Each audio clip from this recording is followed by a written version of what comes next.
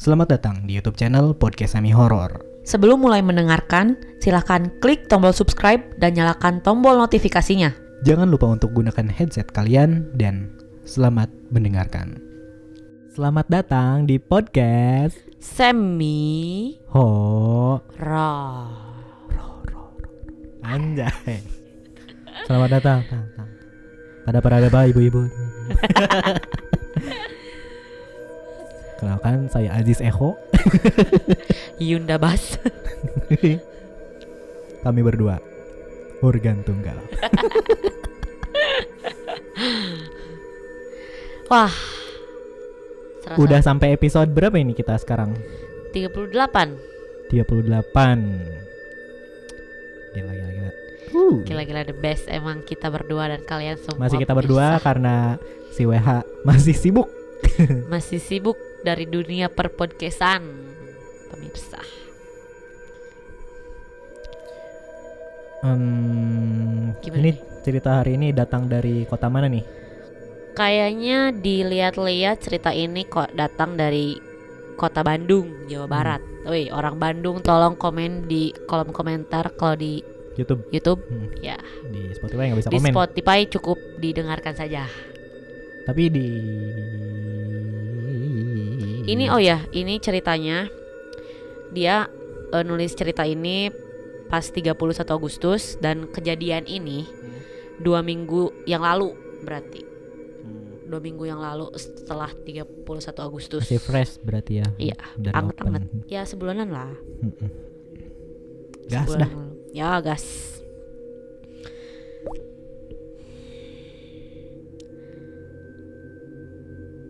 Awalnya aku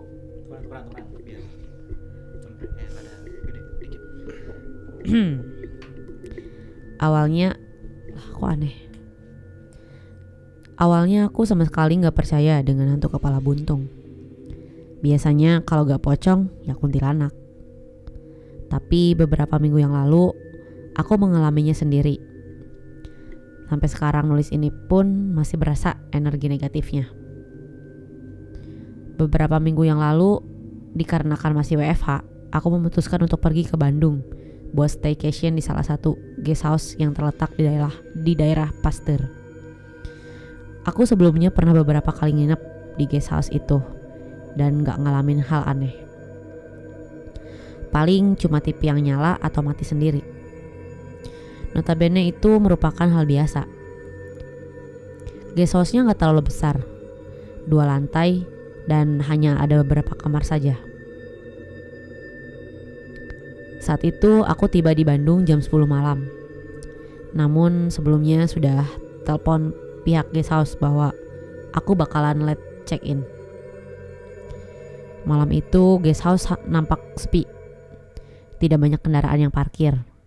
Mungkin hanya 3 mobil saja. Aku melanjutkan ke meja resepsionis. Kemudian check-in dan mendapatkan kamar paling ujung di lantai 1. Suasana guest house tenang. Aku tidak mendengar suara televisi atau orang ngobrol di sekitar. Kamarku persis paling ujung berbatasan langsung dengan selokan atau kali yang tidak terlalu besar. Pikirku bisa tidur dengan nyenyak dan rileks kalau dengar suara aliran air. Aku segera membuka pintu kamar. Tidak sabar rasanya ingin segera mandi dan rebahan karena perjalanan cukup melelahkan. Kamarnya gak terlalu besar, ukurannya standar. Tempat tidur muat untuk 2 orang. Di sisi kanan terdapat kamar mandi, lemari, dan cermin yang cukup besar. Sementara di sisi kiri terdapat jendela kecil dan aku bisa langsung ngelihat ke arah selokan kecil itu. Setelah semuanya beres, aku memutuskan untuk segera tidur karena besoknya ada pekerjaan yang menanti. Sekitar jam 1 malam, aku masih terjaga dan belum bisa tidur.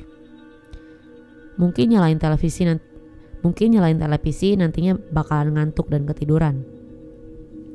Televisi udah nyala dan aku mulai ngerasa ngantuk. Tapi aku dikagetkan dengan suara orang yang cukup keras. Berisik dalam bahasa Sunda. salah. Televisi sudah nyala dan aku mulai ngerasa ngantuk. Tapi aku dikagetkan dengan suara orang yang cukup keras. Berisik! Mungkin suara televisi di kamar itu terlalu kencang dan kamar sebelah ngerasa terganggu. Aku buru-buru ngecilin volume televisi. Menurutku saat itu volume televisi sudah kecil banget dan suara itu muncul lagi untuk kedua kalinya. Berisik, berisik, gitu kan. Dan diakhiri dengan suara seperti orang ngelempar sesuatu ke depan pintu kamar. Aku langsung cek keluar sekalian meminta maaf. Tapi setelah aku cek ke depan kamar, malam itu lorong guest house kosong. Mungkin dia buru-buru lagi balik ke kamar kali ya. Jadi di depan pintu kamar itu ada tangga menuju ke lantai 2. Aku arahkan pandangan ke lantai 2 dan kosong juga. Akhirnya aku memutuskan untuk kembali ke kamar. Saat balik badan, di lantai 2 seperti ada yang merhatiin. Kalau ada yang merhatiin kalian dari belakang pasti kerasa kan? Malam itu kayak gitu. Aku ngerasa ada yang merhatiin. Karena penasaran, aku coba cek dan kosong, gak ada orang.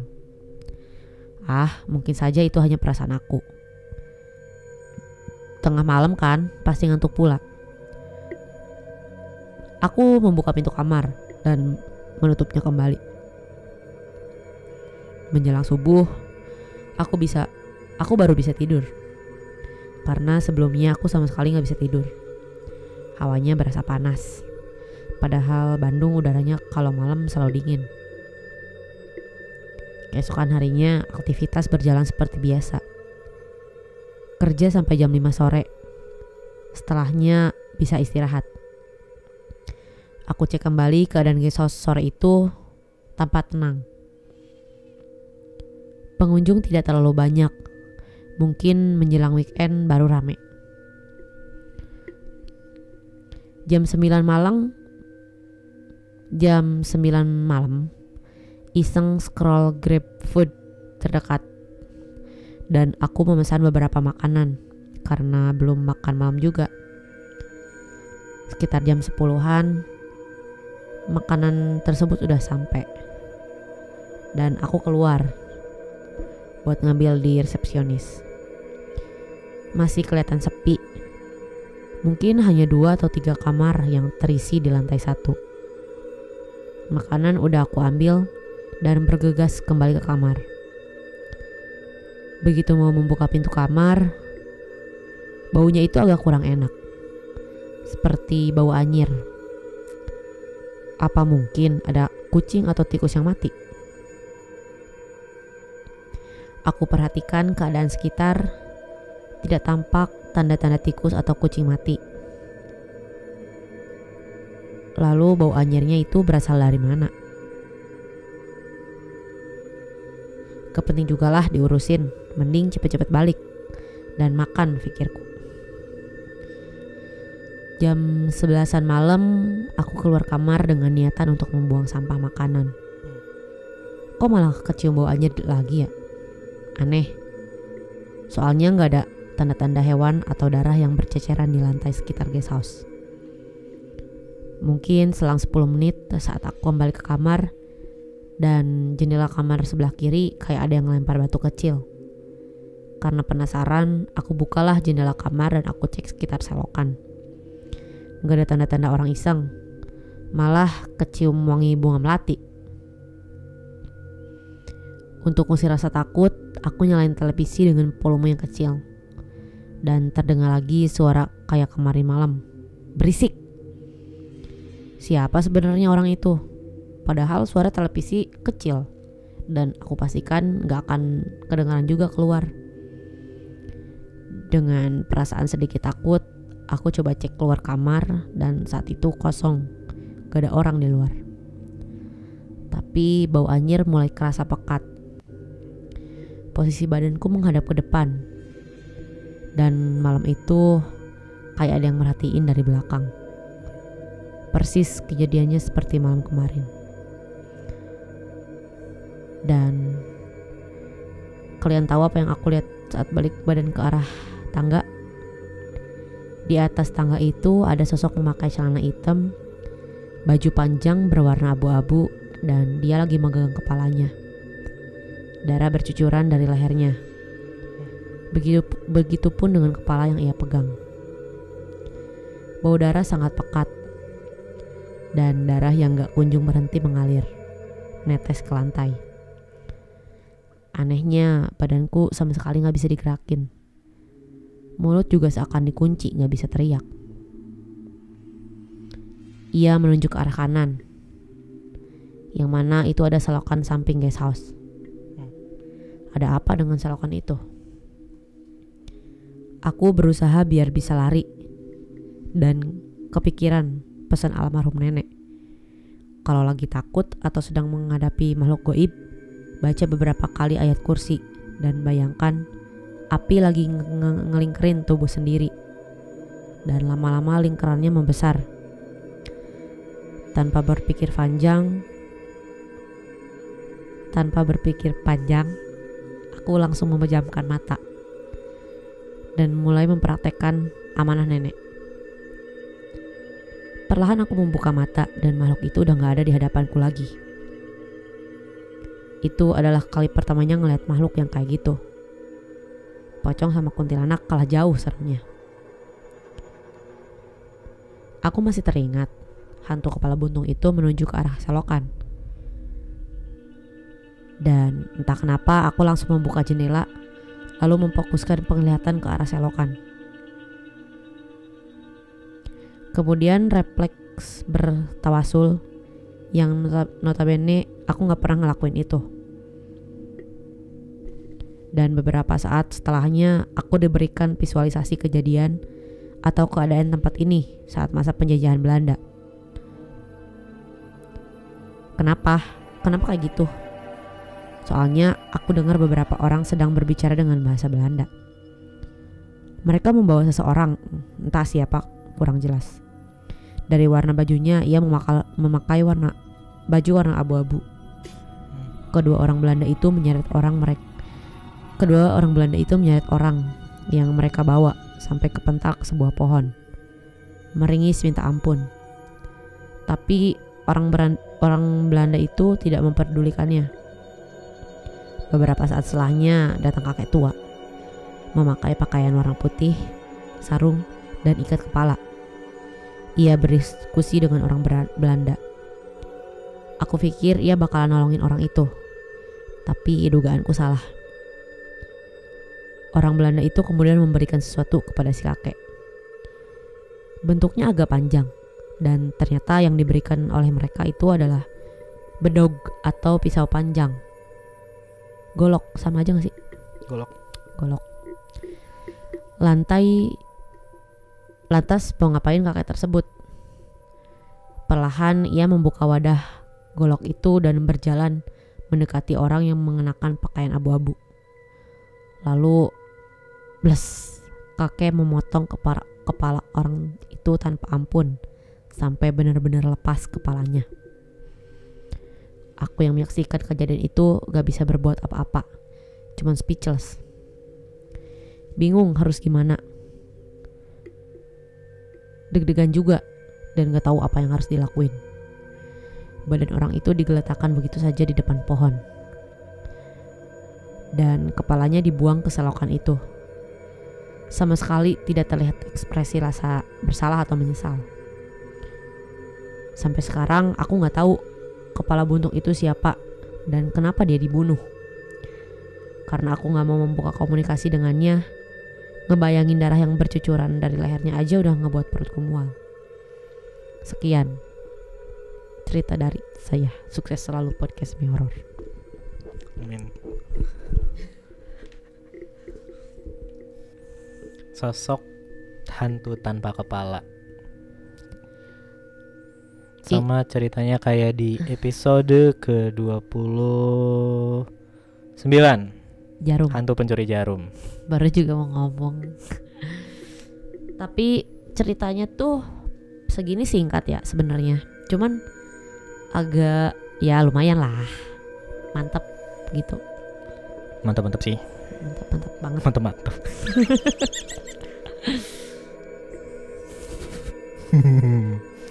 Siapa ini yang cerita? Gak disebutin ya? Dia sendiri yang ngalamin. Gindang. Bandung Pasteur Guest House ya, bukan hotel. Ya. Guest house atau bisa disebut homestay. Homestay Tok Dalang. Hah? Wah, nggak nonton. Apa? Upin. Apa? Aduh, Pin. Gimana sih suara Tok Dalang? Pin. Lah. Upin. Gimana sih? Tahu. Suara Uncle Mutu bisa gue. Oi, Tok Dalang. Mari sini makan. Mirip.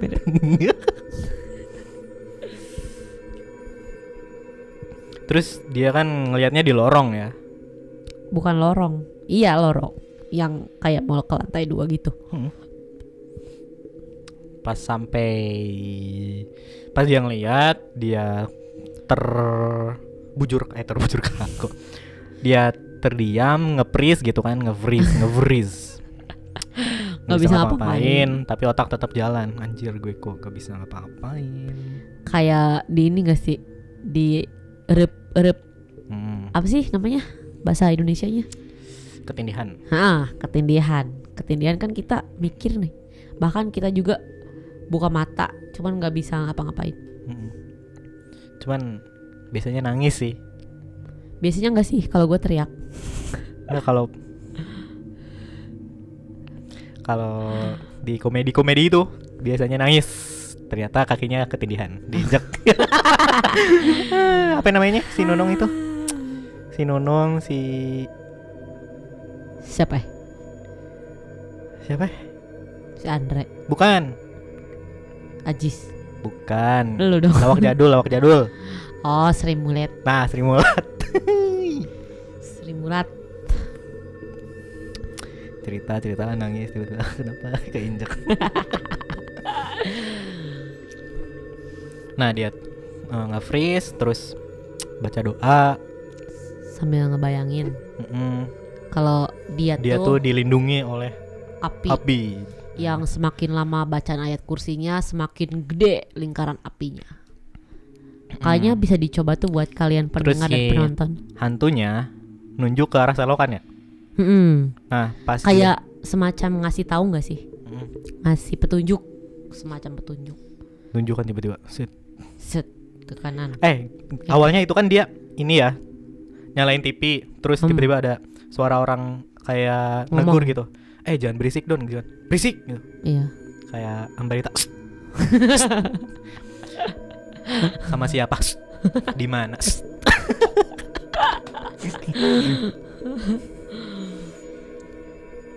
Terus tiba-tiba ternyata ada sosok itu. Nah, sampainya dia di kamar, dia inisiatif lah ngelihat ke selokan. Ke jendela, ngebuka jendela. Buka jendela, lihat ke selokan, ternyata dia langsung dikasih gambar ya. Divisualisasikan. Apaan sih lu? Bener.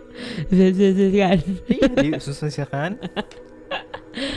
Langsung tervisualisasikan bahwa di situ ada orang-orang Belanda. Karena dia mendengar suara Belanda. Dan di mana si pitung belada? Di sana si pitung belada. Dan ada seorang kakek-kakek berpakaian sarung dan memakai ikat kepala. Kayak dipenggal ya? Emang dipenggal sih. Emang dipenggal. Sebelumnya mereka bernegosiasi dulu kayaknya, berunding dulu dia gitu, nggak tahu melakukan kesalahan apa atau dia kenapa. Dan terjadilah pemenggalan tersebut. Terus dilemparlah kepala itu, jadi ujung-ujungnya mendarat di selokan tersebut, pemirsa. Ya, begitu. Pemirsa. Ini Karni Ilyas ada di setiap episode, gua lihat-lihat ya. Nah, Mohon maaf kurang bahan jadi itu lagi. Ya gitu deh pokoknya. Kayak siapa hendak turun. Yang di channel YouTube siapa ya? Yang bisa ngevisualisasikan tuh si Om Hao. Oh aku nggak suka Kisah Tanah Jawa. Nggak suka. Terus si siapa istrinya si Demian tuh? Diari Misteri Sarah. Nah si Sarah Wijayanto juga Ya, bisa. Sarah Wijayanto. Terus di Jurnalisa hampir semuanya bisa kalau dituntun sama A Jepri ya, sama A Angga. Iya. Ajep itu siapa? Jepri Nicole. Jepri sama Mumun sih. Kalau Mumun tuh warna hijau ya matanya. Warna merah. Kalau Jepri warna hijau ya. Iya. Gila. Film horor terserem yang pernah gue lihat waktu kecil. Legend sih itu. Legend Poci banget. Jepri. Bisa terbang dari pohon mendarat, kayak flying fox gitu. Kayak Tarzan. Anjir. Tapi kalau terbang kan enak ya. Tapi kalau lompat-lompat itu Pegel. iya, apalagi kalau pocongnya itu ada di gunung gitu kan. Waduh. Berat. Ngikutin orang yang lagi muncak gitu kan. Ngikutin. Berat bunda. Ngisengin. Aduh. Nggak kebayang ya betisnya segede apa pocong. Bener juga. Bisa ya kepikiran ke situ. Astagfirullah. Ya mungkin setelah ini kita akan berdoa bersama. Lo tau nggak yang meme podcast malam Kliwon? Waduh, yang mana Yang tuh? enggak, bukan itu. Bukan meme itu. Tapi di videonya itu isinya tuh ada orang yang lagi uji nyali terus minta maaf, pelukan sama pocong, pelukan sama kunti, maafkan saya atas tadi kesalahan saya. Emang iya ya? Enggak, itu kayaknya settingan. Oh. Tapi isi videonya kayak gitu. Terus di meme podcast malam Kliwonnya itu di tweetnya itu Bimo dan Danu setelah podcast be like maafin saya. Pelukan. Bisa kita coba. Ya Allah, maafkan saya. Teman-teman horor, teman-teman goib, maafkan saya. Ya, mungkin segitu aja di episode 38. Aziz pamit. Yunda pamit. Buat kalian yang pengen kirim cerita nih, ini kita selalu lupa ya ngingetin. Iya. Kalian yang pengen kirim cerita gimana sih, yang selalu nanya nih, Kak ini saya mau kirim cerita gimana caranya? Gimana?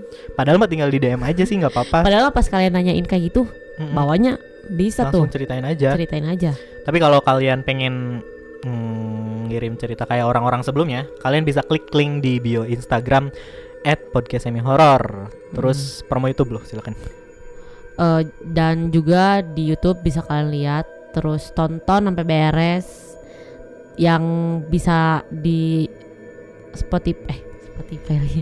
Bener ya? Ya gitu, yang kalian hanya mendengarkan di Spotify, mungkin penasaran kita ngapain sih di video, bisa tonton aja di YouTube. Siapa tahu yang ada gambar-gambar. Ya, di komen, di like, di subscribe, dan juga di share ke semua sosmed kamu, ke teman-teman, ke keluarga, kerabat, semuanya. Jangan lupa buat selalu bersama kami di podcast Semi Horror. Stay safe, stay healthy, dan stay with podcast Semi Horror. Akhir kata episode 38, Aziz pamit. Yunda pamit. Sampai jumpa dan tetap dengarkan podcast Semi Horror.